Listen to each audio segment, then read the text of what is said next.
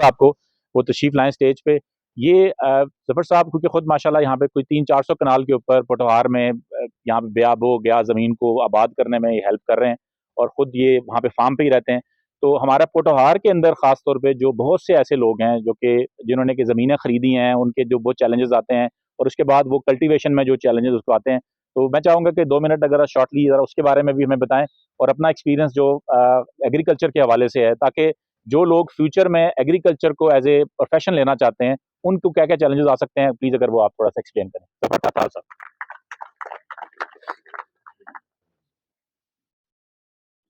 जी अस्सलाम वालेकुम। आप लोगों का बहुत शुक्रिया कि आप हमारे इस पोटवार में इस सर्दी के मौसम में इकट्ठे हुए हैं। जिंजर का मुझे इतना एक्सपीरियंस नहीं है सिवाय इसके कि पिछले साल मैं बच्चों के पास यूएस गया हुआ था, तो उनका कोई आधा किलो जिंजर जो है वो फूट गया, तो वो मैं साथ ले आया, वो मैंने काश्त किया, तो वो उसमें से काफ़ी सीड निकल आया मेरे पास। जो फार्मिंग का यहाँ चैलेंज है और शायद जिसके बारे में फार्मर्स को बहुत सीरियस होकर सोचना चाहिए, वो क्लाइमेट चेंज, पानी की डेफिशिएंसी, अल्टरनेटिव एनर्जी की जो रिसोर्सेज हैं, उस पे फोकस करना बड़ा ज़रूरी है। तो मैं ज़्यादा टाइम नहीं लूँगा, जैसे ख्वाजा साहब ने कहा, मैं सिर्फ आपको ये इनवाइट करूँगा कि अगर आपके पास कभी टाइम हो, तो हमारे पास आप ज़रूर चक्कर लगाएँ। मैं तकरीबन फुल स्केल आप जो रेन वाटर हार्वेस्टिंग है तो एकड़-एकड़ के मैंने 2 डैम बनाए, एक रेन वाटर हार्वेस्टिंग का टैंक बनाया है। जिस दिन बारिश होती है तो मैं उस दिन अंदर नहीं बैठता, मैं देखता हूँ कि पानी की कोई सील बाहर तो नहीं जा रही, ठीक है ना? तो अल्हम्दुलिल्लाह उसके अंदर मैं अपनी फिश भी ग्रो कर रहा हूँ, और उसमें पानी की भी काफ़ी सारी स्टॉकेज और एक कुदरत के साथ कंट्रीब्यूशन है जो आप रिचार्ज कर रहे हैं। अगर आप उसको यूज़ नहीं भी कर रहे हैं ना, तो रिचार्ज कर रहे हैं। उसके अलावा ये कि अल्हम्दुलिल्लाह मैं कोई 23.5 केवीए सोलर एनर्जी हार्वेस्ट करता हूँ, 4 केवीए टरबाइन्स जो है ना विंड टरबाइन से लेता हूँ, और इंशाल्लाह एक मैं ऊपर ऊंचे टैंक से 1 केवीए की टरबाइन अभी मैंने वाटर वाली भी लगानी है। सो ये मेरी नज़र में मैं आपके लिए एक स्कूल जनरेट कर रहा हूँ, यहाँ आएँ और आप इन चीज़ों को देखें। तो सिर्फ ये कहूँगा कि फौजी आदमी हूँ कि फ्यूचर की जो सिक्योरिटी का चैलेंज है ना, वो शायद फिजिकल सिक्योरिटी का नहीं है, फूड सिक्योरिटी का है, और हम सबको समझना चाहिए और इसमें हमें अपना हिस्सा डालना चाहिए। चाहे आप छोटी क्यारियों में 4-4 चीजें ग्रो करें, जरूर अपने घर में ग्रो करें, अपने साथ के लोगों को जरूर इनकरेज करें, और इंशाल्लाह ये जो ख्वाजा साहब हैं और हमारे और जो साथी हैं, ये आपकी मदद के लिए हर वक्त तैयार हैं, और इंशाल्लाह हम सब मिल के इस मुल्क में कंट्रीब्यूट करेंगे और एक गरीब आदमी और एक फार्मर जो है उसकी हालत बेहतर करेंगे। क्यों नहीं आज कोई बंदा कहता है कि जी मैंने अपना बेटे को फार्मर बनाना है, इसलिए कि रिटर्न नहीं है। और इंशाल्लाह जैसे ये आमिर ने बहुत सारी एफर्ट की है, इस तरह एफर्ट करेंगे तो फार्मिंग भी एक अट्रैक्टिव प्रोफेशन हो जाएगा। थैंक यू वेरी मच, बहुत शुक्रिया। ओके सर, एक मिनट रुकिएगा। जो अगला इवेंट है हमारा इंशाल्लाह 4 फरवरी को, जो कि किचन गार्डनिंग के हवाले से है। तो जफर साहब ने बड़ा शानदार किचन गार्डन बनाया हुआ है, यहाँ से तकरीबन कोई 10 किलोमीटर के फासले पे नकड़ाली गांव है, वहाँ पे पूरा एक फार्म है। तो आप सब दोस्तों को जफर साहब की तरफ से दावत है कि 4 फरवरी को हमारे किचन गार्डन के इवेंट पे भी आएँ, और ये जो सारी बातें कर रहे हैं ना, वो फार्म खुद आके देखें भी वहाँ पे। नेशनल किचन गार्डनिंग फेस्टिवल है 4 फरवरी को। जी अब सर, जो आज के जो हमारे तकरीब के दूल्हा हैं, हम चाहते हैं कि ज़रा उनको ज़्यादा वक्त दिया जाए। तो इंशाल्लाह ताला मज़ीद जो भी दोस्त हैं उनको हम लोग इस सेशन के साथ आखिर इख्तिताम पे ले लेंगे। आमिर लतीफ़ साहब को मैं दावत देना चाहता हूँ कि वो आज के जिंजर के इस इवेंट के बारे में जो भी हमारे नोट्स हैं वो दोस्तों से शेयर करें, और उसके बाद over to you sir. Aamir Latif साहब जो साइंटिफिक ऑफिसर हैं, और ख़ास तौर पे अदरक में पाकिस्तान में अगर कोई तारीख लिखी जाएगी ना, तो इनका नाम सुनहरी रूप में लिखा जाएगा। बिस्मिल्लाहिर्रहमानिर्रहीम। सबसे पहले तो मैं शुक्रगुजार हूँ एग्री टूरिज़म डेवलपमेंट कॉरपोरेशन से ख्वाजा मज़हर साहब का, तारिक तनवीर साहब जो शायद किसी वजह से नहीं आ सके, और आमिर शहजाद साहब का, कासम निश्तर साहब का, और आप सब का, कि इन्होंने आज हमें प्लेटफार्म दिया कि हम अदरक के बारे में फार्मर्स के साथ डायरेक्ट इंटरेक्शन कर सकें। तो आज ज़्यादा हम इसकी जो जिसे कहते हैं ना ब्रीफ प्रोडक्शन टेक्नोलॉजी के ऊपर फोकस रखेंगे। ज़्यादा टाइम वेस्ट किए बगैर मैं इसकी प्रोडक्शन टेक्नोलॉजी की तरफ आता हूँ, ताकि और इसके बाद कोई आप लोगों का कोई क्वेश्चन आंसर होगा तो उसको भी हम एड्रेस करेंगे। अदरक जो है ये पाकिस्तान, जैसे ये बात कर रहे थे 99%, तो अगर हम 100% इसको कहें तो वो भी गलत नहीं होगा। क्योंकि हमारी जो कमर्शियल प्रोडक्शन इसकी ना होने के बराबर है। सिंध के कुछ एरियाज़ में इसको रिपोर्ट किया जाता है कि इसकी प्रोडक्शन है, लेकिन जब हम फिज़िकली जाके देखते हैं तो वहाँ हमें एक मरला भी इसका नज़र नहीं आता। तो लिहाजा जैसे ब्रिगेडियर साहब बात कर रहे थे कि फ्यूचर में हमें जो सबसे बड़ा चैलेंज है वो फूड सिक्योरिटी का है। तो अब देखें हम 100% इसकी इम्पोर्ट पे हैं और ये हमारी इम्पोर्टेंट स्पाइस है कि इसके बगैर हमारा कोई सालन नहीं पकता। ये कोरोना के दिनों में अगर हम कम इफेक्ट हुए हैं तो इसका भी एक बड़ा मेजर रोल है कि ये हमारी डाइट का हिस्सा है। ये जिंजर और टर्मेरिक और इसके साथ साथ जो हमारा गार्लिक है, ये इम्यूनिटी बूस्टर हैं, ये एंटीऑक्सीडेंट से रिच हैं और हमारी जो जिसे कहते हैं हेल्थ को मेंटेन रखने में इनका बड़ा अहम रोल है। तो पाकिस्तान की लगभग 1 लाख टन सालाना जो हमारी ज़रूरत है अदरक की, जो हम सारी इंपोर्ट से पूरी करते हैं, और एक $100 मिलियन के करीब हमारा ज़र मुबादला इस पे खर्च होता है और सालों से खर्च हो रहा है और खर्च होता चला जा रहा है। और 1971 से पहले तो इस पे हमारे पाकिस्तान में, मगरबी पाकिस्तान में कोई रिसर्च भी नहीं थी, क्योंकि बांग्लादेश की एनवायरनमेंट इसके लिए सूटेबल थी। वहाँ ये ओपनली कल्टीवेट होता था, अब भी हो रहा है, और हमारी ज़रूरत वहाँ से पूरी होती थी और हमें ज़्यादा इंपोर्ट करने की ज़रूरत नहीं रहती थी इसकी। 1971 से इस पर रिसर्च हो रही है अयूब एग्रीकल्चर रिसर्च इंस्टीट्यूट के अंदर, लेकिन इस पर हमें कोई खातिर खास सक्सेस नहीं मिल रही थी। मतलब कि इस पे बहुत ट्रायल हुए ऑफ एंड ऑन, मतलब इसको कभी मेगा लेवल पे भी इस पर रिसर्च हुई और फार्मर फील्ड पे भी इसको ट्रायल इसके किए गए, नारोवाल के अंदर, सियालकोट के अंदर, बजवात के अंदर। मतलब ये जो हमारी पॉसिबल पंजाब के अंदर, क्योंकि हमारा प्रोविंशियल इंस्टीट्यूट है, तो पंजाब के अंदर जो पॉसिबल जगह हो सकती थी जहाँ पे इसको कल्टीवेट किया जा सकता था, वहाँ करके इस पर ट्रायल किया गया, लेकिन ये कमर्शियल क्रॉप के तौर पे ना बन सकी। तो 2017 में हमने फिर इसको टनल टेक्नोलॉजी और ड्रिप इरिगेशन टेक्नोलॉजी का सहारा लेते हुए और बहुत से मुल्कों का जन्म प्लान टेस्ट करते हुए इसको आगे जब बढ़ाया, तो 2019 में हम इस काबिल हुए कि हम फार्मर को ये गाइड कर सकें कि आपका ये टेक्नोलॉजी है, इसके तहत आप अदरक लगा सकते हैं। तो आज हम उसी टेक्नोलॉजी के बारे में, जो अल्हम्दुलिल्लाह अब रिफाइन हो चुकी है, और हम फार्मर को एक पूरा प्लान दे सकते हैं कि ये तरीका है, ऐसे आप अदरक ग्रो करेंगे तो हो सकता है। बाकी जो इसकी जिसे हम कहते हैं इम्प्रूवमेंट, वो तो चलती रहेगी। कोई भी क्रॉप है, वीट की हम पकड़ लें, हम सालों सदियों से लगा रहे हैं, लेकिन उसमें इम्प्रूवमेंट हर आने वाले साल में आती जा रही है। प्रोडक्शन अब माशाल्लाह लोग 100 मन तक भी उसकी ले रहे हैं। तो अदरक को लगाने का सबसे पहले जो वक्त है उसकी हम बात करेंगे। तो उसके लिए एक थंब रूल जो है ना, क्योंकि कश्मीर से भी लोग आए हैं यहाँ पे, सेंट्रल पंजाब से भी हैं, पोठोहार से ज़्यादा लोग हैं। ये थंब रूल ये है कि जब आपका नाइट टेम्परेचर 15 डिग्री सेंटीग्रेड पे स्टेबल हो जाए, यानी कि टेम्परेचर अगर आपका किसी रात 15 पे गया, फिर अगली रात फिर 10 पे जा रहा है या 12 पे जा रहा है, तो वो वाला जो फ्लक्चुएशन वाला टाइम है वो इसकी सोइंग के लिए आइडियल नहीं होता। जब 15 से ऊपर स्टेबल हो जाए तो उस वक्त आइडियल टाइम है कि आप इसकी सोइंग कर सकते हैं। ये कंफर्टेबल फील करेगा। 15 डिग्री सेंटीग्रेड से नीचे ये बिल्कुल इसकी ग्रोथ स्टॉप हो जाती है, कोई किसी किस्म की एक्टिविटी नहीं करती है क्रॉप। अब सेंट्रल पंजाब में ये वाला टेम्परेचर हमें फरवरी के नॉर्मली 3rd वीक में मिल जाता है। पोठोहार में ये मार्च में मिलेगा, और इसी तरह हम अगर हायर हिल्स की तरफ जाएंगे तो वहाँ ये हो सकता है मई जून में हमें मिले। तो हाई हिल्स का मसला ये है कि वहाँ पे सर्दी लेट ख़त्म होती है और जो है ना जल्दी आ भी जाती है, तो इसलिए वहाँ पे इसका पोटेंशियल कम है। और जब हम इसको रेट करते हैं पूरे पाकिस्तान में, जो हमारे डिफरेंट ट्रायल्स हुए हैं या लोगों के ट्रायल्स की फाइंडिंग्स हैं, तो उसमें खित्ता पोठोहार के अंदर इसकी सबसे अच्छी प्रोडक्शन आई है। और इसको मार्च में आप लगा के दिसंबर तक इसकी जो ग्रोथ चलती रहती है और ये बड़ा बेहतरीन साइज गेन करता है। अगर सेंट्रल पंजाब में हम देखते हैं कि मैक्सिमम हमारे पास जो प्लांट प्रोडक्शन पर प्लांट गई है वो गई है 700 ग्राम तक, और जबकि पोठोहार के अंदर हमने खुद 2.5 kg तक भी फी पौधा, यानी कि आइडियल पौधे से ऑन एन एवरेज तो कम होती है।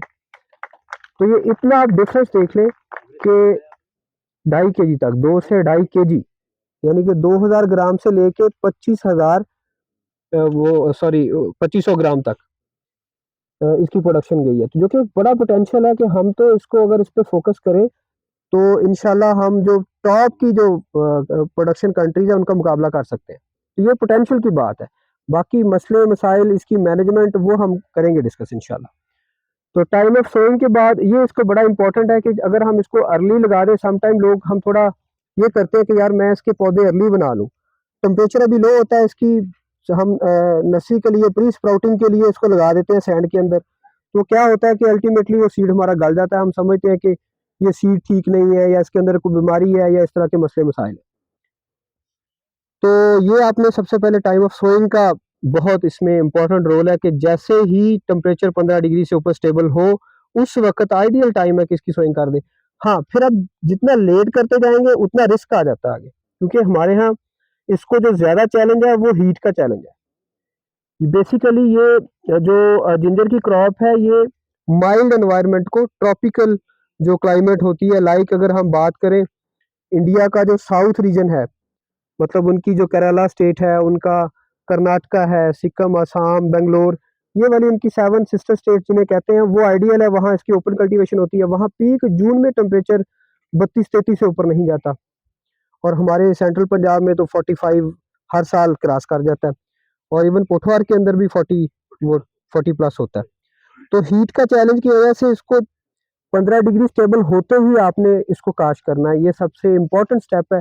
लेट करेंगे पौधे छोटे होंगे, हीट का प्रेशर होगा, उनका रूट सिस्टम स्ट्रांग नहीं होगा, तो वो गर्मी से ज़्यादा मुतासर हो जाएंगे। ठीक है, उसके बाद फिर सीड की रिक्वायरमेंट इसकी कितनी है, तो पर एकड़ जो अच्छा साफ सुथरा सीड जिसकी जर्मिनेशन जो है वो मोर देन 90% हो, वो 900 से 1000 kg आपको रिक्वायर्ड होता है, यानी कि 1 टन के करीब करीब लगभग इसकी सीड राइजोम से मुराद ये कि जो गंडी हम खाते हैं अदरक की, वही इसका एज ए सीड इस्तेमाल होती है, जस्ट लाइक पोटैटो। क्योंकि इसका ट्रू सीड जो है वो नॉर्मली बनता नहीं है, अगर बन जाए तो उगता नहीं है। मतलब इसका फ्लावर दुनिया में स्टीराइल है और इसकी फ्लावरिंग नॉर्मली आती नहीं है। अगर आ जाए तो उसके अंदर सीड नहीं बनता। अगर किसी वजह से हम उसको बड पॉलिनेशन या ब्रीडिंग के तहत बना लें तो उसकी जर्मिनेशन कराना भी वो सवाए लैब के वो जर्मिनेट भी नहीं करता। तो ये इसमें मसले हैं। दुनिया में इसको राइजोम से ही ग्रो किया जाता है, जो गंडी हम खाते हैं उसी गंडी को लगा के ही हम आगे चलते हैं। तो ये इसकी बेसिक चीज़ें होगी कि हमें 1 टन के करीब इसके सीड की ज़रूरत होती है। या हम 1 एकड़ की सारी बातें करेंगे, क्योंकि हमने स्टार्ट तो थोड़ा करना है। 1 एकड़ में 160 मरले, अगर एक मरले से भी आप शुरू करना चाहते हैं तो आप जो बात हो रही है उसको 160 से तकसीम करके अपना वो कर लेंगे इसको। ठीक है, उसके बाद सीड का बंदोबस्त कैसे करना है, तो उसके लिए पहला तो ये है टिप कि सीड की अवेलेबिलिटी रेडली नहीं है हमारे कंट्री के अंदर, चूँकि ये हमारी क्रॉप नहीं है, अभी इनिशियल स्टेजेस पे है। अब इंस्टीट्यूट जो है लाइक जैसे अयूब एग्रीकल्चर रिसर्च इंस्टीट्यूट जहाँ से मेरा ताल्लुक है, डॉक्टर साहब भी, हमारे डायरेक्टर भी मौजूद है, इंशाल्लाह वो भी आपसे ख्यालत का इज़हार करेंगे इंशाल्लाह। तो हम टिश्यू कल्चर प्लांट्स फार्मर्स को प्रोवाइड कर रहे हैं, लेकिन वो लिमिटेड क्वांटिटी है। यानी कि हमारी कोशिश ये होती है कि हर फार्मर को हम थोड़े-थोड़े प्लांट्स जो हैं वो दें, ताकि वो अपना ट्रू सीड उससे मल्टीप्लाई करके, इसके साथ-साथ एनआईआरसी से हमारे साइंटिस्ट, हमारे कोलीग्स मौजूद हैं, वो भी टिश्यू कल्चर प्लांट्स उन्होंने डेवलप किए हैं, तो इस साल वो भी फार्मर्स को प्रोवाइड करेंगे। एडेड यूनिवर्सिटी भी अच्छा इस पे काम कर रही है। तो अदारे अपना रोल प्ले कर रहे हैं, तो अब साथ में फार्मर का रोल ये है कि वो टिश्यू कल्चर प्लांट्स लेके उनकी केयर से अपना सीड मल्टीप्लाई करें, और कोशिश करें कि जो टिश्यू कल्चर प्लांट्स हैं वो अदरक उगाते हैं उसको खाने में ना इस्तेमाल करें। ये नहीं कि उसके कोई हेल्थ हैज़र्ड है, सिंपली ये कि वो ट्रू और वो कीमती सीड है, उसको आप आगे क्रॉप के तौर पे लगा लें, ताकि अगले साल जो आपकी क्रॉप आए उसको बेशक आप खाएँ या जो भी जैसे मार्केट करना है वो उस पे कर सकते हैं। तो इसको अगर हम इसकी बात करें कि टिश्यू कल्चर प्लांट्स आप लें, पोठवार को हम प्रेफ़रेंस देते हैं क्योंकि यहाँ पे पोटेंशियल ज़्यादा है। साउथ पंजाब में अभी हम इसको रिकमेंड नहीं करते क्योंकि वहाँ पे हीट का प्रेशर, लू चलने वाली हवाओं का प्रेशर ज़्यादा है। सेंट्रल पंजाब में भी इसको बहुत स्मॉल स्केल पे करते हैं। पोठवार में हम कहते हैं कि इसको आप स्टार्ट करके एक्सेल करते जाएँ और बेशक इसको आप जितने मर्ज़ी एकड़ेज में ले जाएँ, लेकिन अपना सीड बनाते हुए इसको वो चलें। तो उसके साथ जो अगली इसमें बात है कि ज़मीन कैसी होनी चाहिए और उसकी तैयारी कैसे करनी है। तो उसके लिए इसके लिए सबसे जो आइडियल ज़मीन है ये वो होती है कि जो न्यूट्रल हो, जिसकी पीएच या स्लाइटली एसिडिक हो। मतलब अगर हम उसको बिल्कुल ही प्रिसाइज करें तो 5.7 से 6.5 के करीब जिसकी पीएच हो, वो वाली साइल इसके लिए आइडियल कंसीडर होती है और जिसके अंदर ऑर्गेनिक मैटर भी काफ़ी मिकदार में हो। बदकिस्मती से हमारी ज़मीनों के अंदर ऑर्गेनिक मैटर की मिकदार बहुत कम है, तो इसके लिए हमें फिर फार्म यार्ड मैन्योर की शक्ल में या गोबर की, जिसे हम खाद कहते हैं, काउ डंग होती है, उसकी शक्ल में हमें एडिशनली देनी पड़ती है। तो आजकल आइडियल टाइम है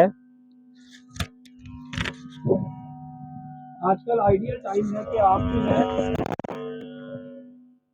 आइडियल टाइम है कि फार्म यार्ड मैन्योर का आप ऐड अप कर सकते हैं सॉइल में। लेकिन एहतियात ये करें कि जो गोबर की खाद आप सेलेक्ट कर रहे हैं वो वेल डिकम्पोज हो। अगर आप कच्ची खाद डाल देंगे तो इसका समटाइम ये होता है कि अगर उसकी डिकम्पोजिशन प्रॉपर तरीके से ना हो, ठीक है, डिकम्पोजिशन प्रॉपर तरीके से ना हो तो वो उल्टा क्रॉप के ऊपर उसका नेगेटिव इम्पैक्ट भी आता है। क्योंकि अब हम जनवरी का एंड चल रहा है और मार्च के अंदर हमने इसके अंदर क्रॉप शो करनी है सॉइल में, तो बमुश्किल 1 मंथ हमें मिल रहा है। तो उसके लिए कम से कम कुछ 6 महीने पुरानी अगर रूढ़ी, जिसका जो गोबर की खाद जिसका कलर स्याही माइल हो चुका हो और उसके अंदर जो, जिसे हम कहते हैं ना, रूढ़ी की एक फ्रेश स्मेल होती है, वो ना आ रही हो, तो वो आप इस्तेमाल कर लें और उसको सॉइल में मिला दें। और अगर कोई आपको वेस्ट डिकम्पोजर मिल जाता है वो साथ फ्लड कर दें, तो उससे ये होता है कि उसकी ज़रा डिकम्पोजिशन तेज़ हो जाएगी और वो जल्दी आपकी सॉइल का पार्ट बन जाएगा। तो जितना ऑर्गेनिक मैटर आप इसमें डाल सकते हैं उतना आप डाल लें, तो मैक्सिमम भी आप 50 टन पर एकड़ तक इसमें ऑर्गेनिक मैटर ऐड कर सकते हैं हमारी सॉइल्स के हिसाब से, ठीक है।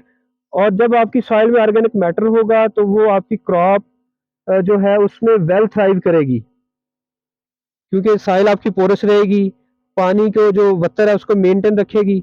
और फिर एक जो बड़ी इसमें एहतियात ये है कि आप वो वाली जगह आपने सेलेक्ट करनी है कि जहाँ पे पानी का आपका वो जो ड्रेनेज है ना वो बेहतरीन होनी चाहिए।